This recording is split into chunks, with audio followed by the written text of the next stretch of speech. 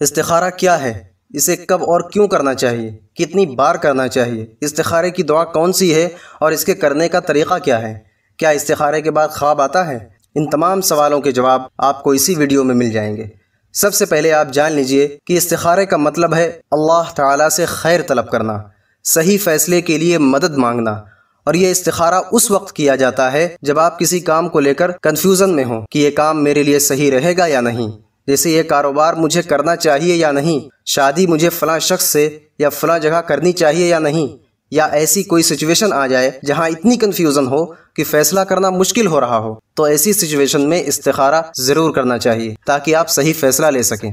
حدیث میں ہے کہ حضرت جابر بن عبداللہ رضی اللہ عنہ بیان کرتے ہیں کہ رسول اللہ صلی اللہ علیہ وسلم ہمیں ہر کام میں استخارہ کرنے کی اس طرح تعلیم دیتے تھے جس طرح قرآن کی کوئی سورہ سکھاتے تھے۔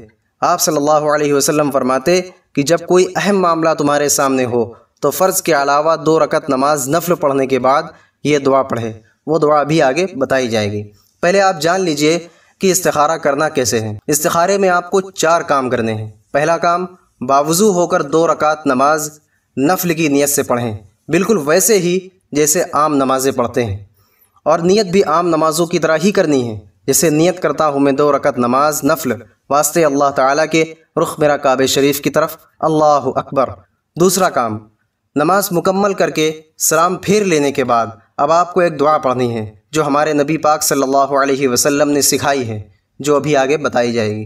تیسرا کام، اس کے بعد اللہ تعالیٰ سے دعا کریں، اے اللہ جس کام میں میرے لیے بھلائی ہے وہ مجھ تک پہنچا دے، اور جس کام میں میرے لیے کوئی نقصان ہو یا پریشانی ہو وہ مجھ سے دور کر دے۔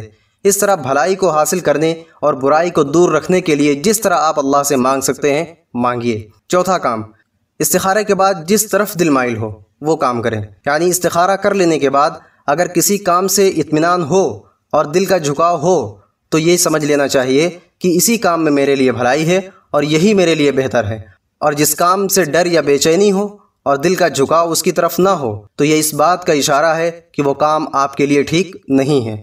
یہاں یہ بات دھیان رکھیں کہ اگر ایک بار استخارہ کرنے سے دل کو اطمینان نہ ہو تو 7 دن تک یہ عمل دہرائیں، انشاءاللہ خیر ہوگی۔ چلیے اب وہ دعا سیکھ لیں جو سلام پھیرنے کے بعد پڑھی جائے گی۔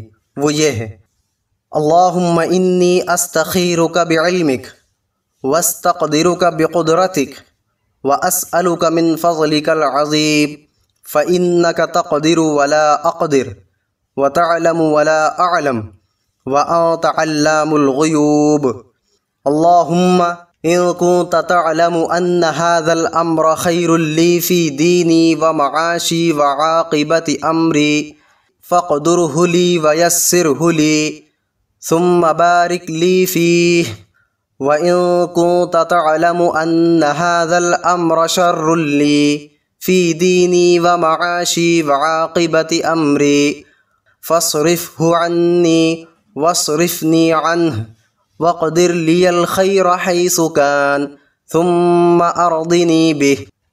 اس دعا میں ایک لفظ ھذا الامر 2 بار آتا ہے، تو جب اس لفظ پر پہنچیں تو اپنے اس کام کو دھیان ملائیں جس کے لیے استخارہ کر رہے ہیں۔ اب استخارے سے متعلق کچھ سوالات۔ استخارے کی نماز کا ٹائم کیا ہے؟ یہ نماز دن یا رات میں کسی بھی وقت میں پڑھی جا سکتی ہے، بس وہ مکروہ وقت نہ ہو۔ دوسرا سوال، یہ نماز سنت ہے یا نفل؟ یہ نماز نفل ہے۔ تیسرا سوال، کیا استخارے کے بعد خواب آتا ہے؟